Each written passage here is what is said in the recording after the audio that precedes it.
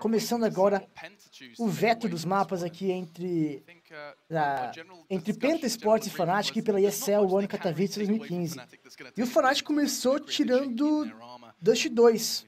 Foi o primeiro mapa removido por eles, o Penta está tentando se definir qual que será o segundo mapa tirado. Vamos ver o que vai receber aqui. Só tem um veto para cada equipe, cara. Então é muito importante esse mapa agora que tira a equipe do Penta. Qual o mapa que eles não querem enfrentar o Fnatic? Overpass será o mapa. Então eles deixam muitas opções do Fnatic. O Fnatic que joga muito bem a maioria desses mapas que sobraram.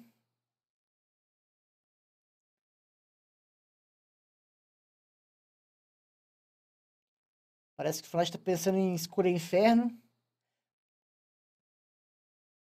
Olha.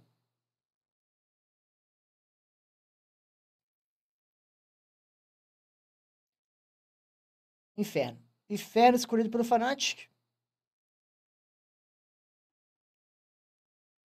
Agora o Penta escolheu começar de CT. O Penta vai escolher qual mapa?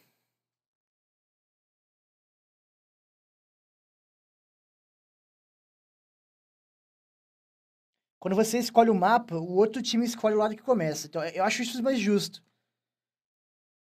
E agora o Penta escolheu o Cash. E o Fnatic vai escolher CT. E o terceiro e decisivo mapa será?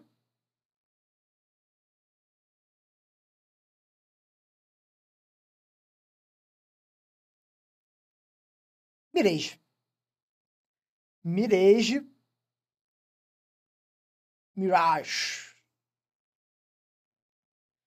É bom para as duas equipes, cara. Eu gostei desses vetos de mapas para as duas equipes. Eu acho que o Fnatic é muito forte no Inferno, muito forte na Cast, muito forte na Mirage. E o Penta sabe jogar nesses mapas bem, cara. Então, pelo menos ele sabe nos segundos, né? No segundo e terceiro. No primeiro, não sei, cara. No primeiro, a Inferno pode ser um pouco problemático, mas vamos ver.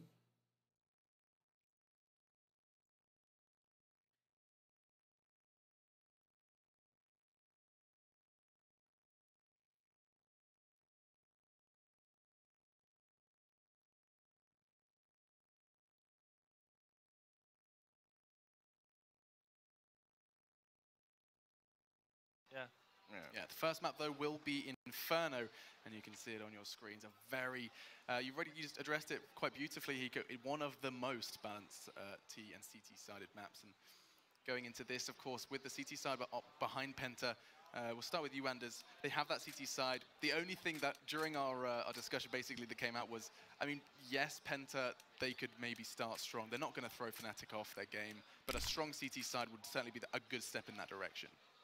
So, here's where Fnatic, this is actually where you get the most impressive sort of showing of how good Pronax is at calling things, because the whole terror side of Inferno, unless you play exclusively to get opening frags, and maybe actually Fnatic could even get away with that. Like, if we see Fnatic just playing for opening frags, that means they're trying to show us very little and just want to outskill Penta, essentially. But if they don't do that, then this is where Pronax becomes lethal, because he will get very, very little information from the rest of his team and make exceptional calls. Mid-round calls, once, we are down to 40 seconds, and maybe the terrorist, the CT side is just, they're one man down, it's a 4v5, and suddenly you'll see Fnatic just choosing exactly the right side.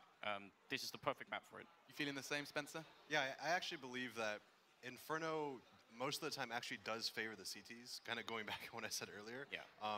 For the most part, though, I think the teams that are actually better at controlling Banana, that play that old school style of play, that shut down Banana, have all of Banana control, and are able to keep the bottom smoked or have mollies up at, in the site. I think if Penta can actually deny Fnatic being able to hold their smokes all around, have mollies for their executes, I think Penta can actually have a chance. The problem obviously is Fnatic's individual skill level is so much higher. Like, Crim's in the B bomb site is so solid. It's so hard to take from him. I think there's going to be a hard struggle for them. You agree, Casper? Yeah, and at last year's major, I fell short with my team to Penta, and so did the American representatives of iBuyPower. And in that matchup, Penta actually went 14-1, I think it was, on the CT side of Inferno, making an insane comeback. So that's something to note. And I don't think they're going to be able to do the same thing here, but they have a good potential of showing some good things. Yeah, I'm really excited to see what Penta bring, and I think again, Anders, this is a playground for Fnatic. It is, and I'm actually really curious. It's good you brought up Banana, because I feel like I'm curious to see if Penta are going to get any shot at all at trying to control it, or if they're going to get locked inside the B-bomb side. I expect that Fnatic will take 100% control from the T side, and use Molotovs probably to fire out the car and fire out the sandbags, and make it impossible to live there. So I don't think Penta are going to get much of a chance of it, which means they're going to have very little information to try and counter whatever Fnatic are throwing at them. Or whatever Pronax is throwing at them. Yeah. Yeah, when we were watching even Vox play, who did they play yesterday? Navi? Yeah, Navi? when Vox played Navi on Inferno, like, trying to take Banana from a team that is considered better than you is really hard when you're on T. Like, even Navi, who is known for having a passive style, they went really aggressive. They were taking Banana control. And I think Fnatic is going to do the same thing. Like, JW's going to get aggressive in middle, JW's going to get aggressive in Banana, and, you know, I don't think Penta really even stand a chance here. And it's not like we give Pronax so much credit for the mid-round calling, and I'm sure he's extremely talented, but we have to bear in mind that he's having players who's turning the rounds by themselves as well. Like, they do a great job of getting these kills entering the sites. You can't be, if you make the wrong call, you'll probably still have like Olaf Meister or someone just getting 2 kills, and people are going to be like, yeah, that was clever, you know. So Pronax still extremely clever, but we have to get credit to the guys who's doing the fragging as well.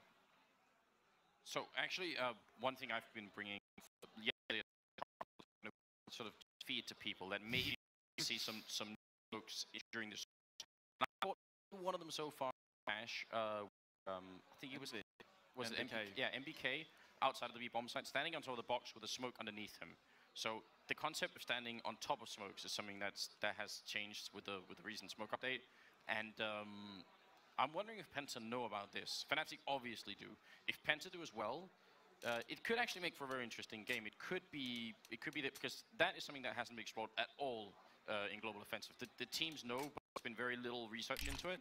And if we get just a little bit more, maybe Penta could actually be the people to show something new. I think that's the key point. Like, to what our knowledge as of right now, we don't know what kind of research teams have done to it. And teams have been saying, like, well, we've actually been, you know, testing out, finding new things to bring to the major, and this could be one of those big things. And if there's any, you know, any time to bring it out, this is now.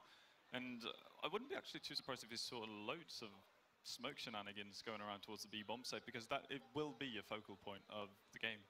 Yeah, and let's not forget that very prepared, I think it was in an interview before Fnatic said it as well as JW, just then on stage saying, we are prepared. They're definitely prepared for this tournament, and I don't know when, but every time I see Fnatic's name on the stage, I'm like, we might see something this time, we might see it next time. All I know is I'm looking forward to seeing what it is. Yeah, and actually one really funny thing to bring out is like Penta kind of implemented this running Tech9 mid boost on Cash and DreamHack. I don't know if any of you remember, like, out of spawn, they were jumping on each other's heads, and they were running all the way to the boost, and he was like flying out, coming out to middle before the CT guy came out of the connector, and it was like totally insane. And that was actually Crystal with the Tech9. Let's see if they can do that again. I look forward to seeing it as well. It is now time, though, for a very short break before we jump into our game. Penta up against Fnatic in a best of 3 here at Katowice. It's day 2, it's game 2, and it's going to be a good one.